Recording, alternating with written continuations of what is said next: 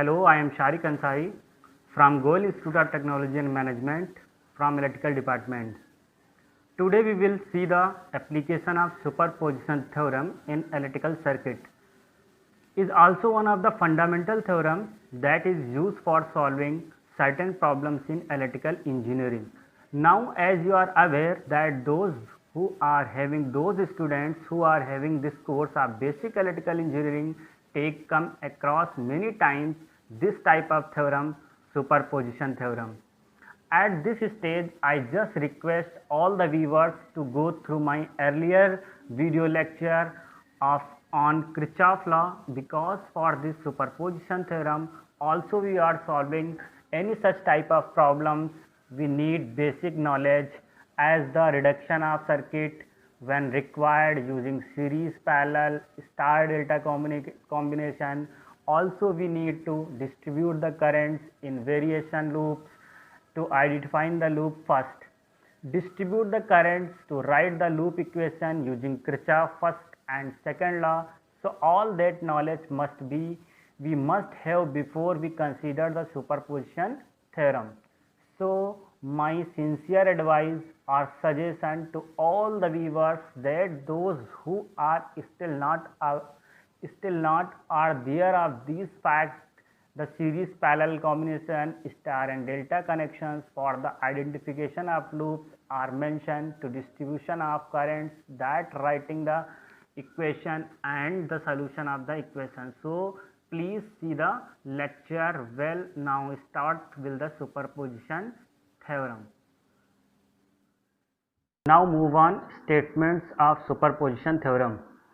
The superposition theorem for electrical circuits state that for a linear system, the response voltage or current in any branch of a bilateral linear circuit having more than one independent source equals the algebraic sum of the responses caused by each independent source acting alone, where all other independent sources are replaced by their internal impedances.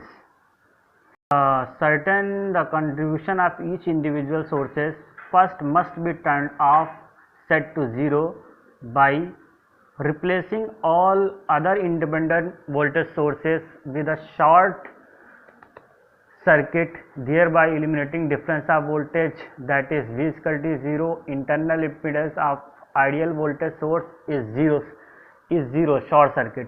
Replacing all the other independent sources with an open circuit, thereby eliminating current, that is I is equal to 0. Internal impedance of ideal current source is infinite, open circuit. This procedure is followed for each source in turn, then circuit the resultant response are added to determine the true operation of the circuit. The resultant circuit operation is the superposition of the various voltage and current source. The superposition is very important in circuit analysis.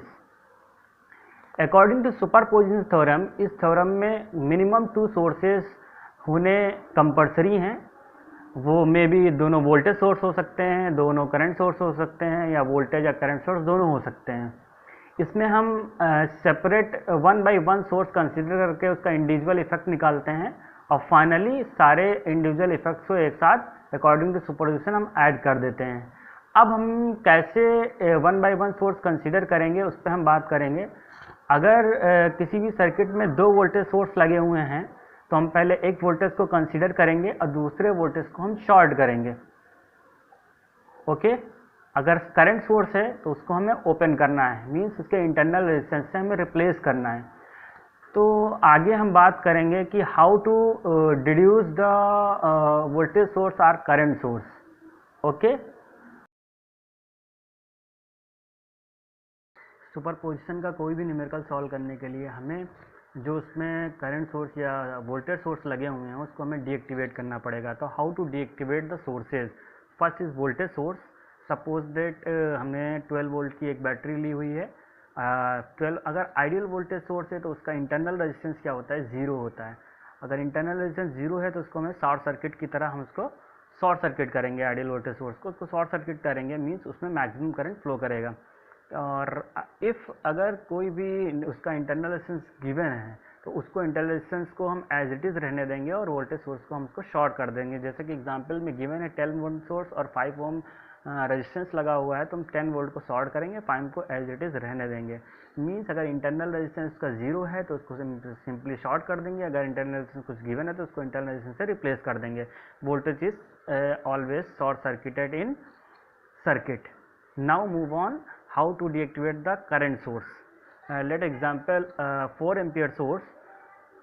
हमेशा अगर current source है तो उसका internal resistance जो होता है parallel में connect होता है। अगर इंटरनल रेजिस्टेंस जी इनफाइनाइट है तो उस करंट सोर्स को हम आइडियल करंट सोर्स बोलेंगे। मीन्स उसमें कोई भी करंट फ्लो नहीं होगी, तो वो current source as a open circuit behave करेगा। अगर आइडियल करंट सोर्स है तो उसको हम एग्जांपल में कोई भी न्यूमेरिकल सॉल्व करते समय उसको ओपन सर्किट की तरह हम ओपन सर्किट की तरह हम कंसीडर करेंगे। ओके, अगर उसका कोई भी इंटरनल रेजिस्टेंस गिवन है, अगर इंटरनल रेजिस्टेंस गिवन है वो हमेशा पैरेलल में कनेक्ट रहेगा। जैसा कि एग्जांपल में गिवन है 4 एम्पियर करंट सोर्स है, उसका इंडक्टर 5 ओम है, तो 5 ओम ले लेंगे उसको और करंट सोर्स को ऑलवेज ओपन सर्किट करेंगे। Current source is open circuited. अगर हमें सुपरपोजिशन सॉल्व करना है, थ्योरम सॉल्व करनी है, तो हमें करंट डिवीजन रूल भी आना चाहिए। जैसा कि मैंने पहले ही बताया हुआ है कि current division rule, star, delta and Kirchhoff current law सारे इंपॉर्टेंट है। तो करंट डिवीजन रूल्स के लिए हमने 2 रेजिस्टेंस कंसिडर किए हुए हैं, R1 एंड R2, और सप्लाई वोल्टेज टोटल सप्लाई हमने V सप्लाई ली हुई है। Okay, when we given the supply voltage, then current flow in this circuit is divided into 2 parts, one is I1, another is I2. Now we calculate the current is I1 according to current division rule and also calculate the current I2 according to current division rule. अगर हमें I1 consider करना है तो I1 equal to क्या होगा, हम total current ले लेंगे और जिसमें करंट निकालना है उसके जस्ट अपोजिट रेजिस्टेंस लेंगे डिवाइडेड बाय टोटल रेजिस्टेंस लेंगे। Means I1 equal to R2 divided by R1 plus R2 into I।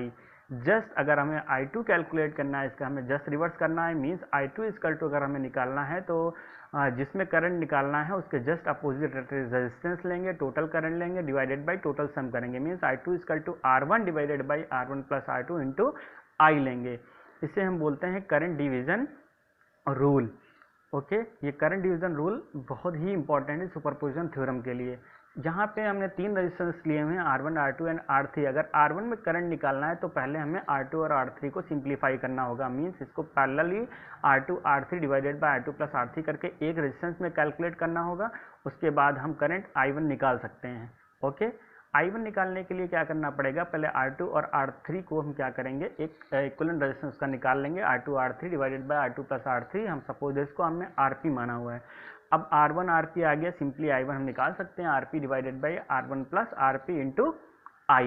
ये I1 हमारा करंट निकल आया। Okay, suppose that example 4 ampere current source है और 4 ओम रेजिस्टेंस है, 7 ओम रेजिस्टेंस लगा हुआ है। I1 निकालना है, I2 निकालना है, सिंपली हम करंट डिवीजन रूल से निकाल सकते हैं। I1 की वैल्यू निकालनी होगी तो I1 जिसमें निकालना है उसका जस्ट अपोजिट है, दोनों का सम कर देंगे, 7 plus 4 into 5, that is I1 निकल आएगा। सिंपली I2 निकालना है तो total current 5 ampere into 4 divided by 7 plus 4, I2 निकल आएगा।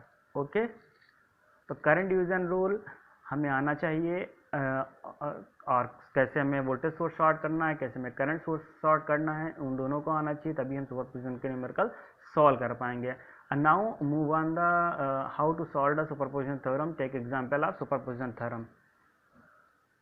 Now take an example of superposition theorem. Using superposition theorem, find the current through 2 ohm resistor. All values of resistor are in ohm. यहाँ पे एक हमने example लिया हुआ है जिसमें एक करंट सोर्स है, एक वोल्टेज सोर्स है। वोल्टेज सोर्स का इंटरनल रेजिस्टेंस 1 ओम है और सिंपली करंट सोर्स का कोई भी इंटरनल रेजिस्टेंस नहीं, मीन्स आइडियल करंट सोर्स है। ओके, इस न्यूमेरिकल को हमें सॉल्व करने के लिए 1 बाई 1 सोर्स लेना पड़ेगा। तो 1 बाई 1 सोर्स लेने के लिए हम पहले तो या तो 4 एम्पियर करंट सोर्स भी ले सकते हैं या पहले 6 वोल्ट सोर्स ले सकते हैं। ओके, यहाँ पे हमने 6 वोल्ट को हमने रिप्लेस कर दिया, उसके इंटरनल रेजिस्टेंस 6 वोल्ट एंड 1 ओम इसका सीरीज में लगा दिया इंटरनल रेजिस्टेंस। अगर करंट सोर्स होता तो उस रेजिस्टेंस को हम पैरेलल में मूव करते। तो फाइनली क्वेश्चन हमारा बन के आ गया 6 वोल्ट और 1 ओम रेजिस्टेंस सीरीज में लगती है, ये फाइनली सर्किट बना हुआ है। अब हमें फाइंड द करंट फाइंड करना है 2 ओम में टोटल करंट कितनी फ्लो करेगी। तो अब हमें करना क्या है, 1 बाई 1 सोर्स लेके इंडिविजुअल इफेक्ट निकालने के बाद उन दोनों को हम सम कर देंगे तो टोटल इफेक्ट इन करंट निकल आएगा और 2 ओम में। ओके, तो इसके लिए हमें 1 बाई 1 सोर्स कंसीडर करना होगा। सबसे पहले हमने ले लिया, सपोज डेट 6 वोल्ट कंसिडर कर रहे हैं, तो उसके लिए क्या करना पड़ेगा, 4 एम्पियर करंट सोर्स को ओपन करना होगा, जो कि हम सर्किट से इसको हम रिप्लेस कर देंगे। तो सर्किट हमारा सिंपली बचेगा 6 volt, 1 Om, 3 Om, 2 Om, because 4 ओम में कोई भी करंट फ्लो नहीं करेगा।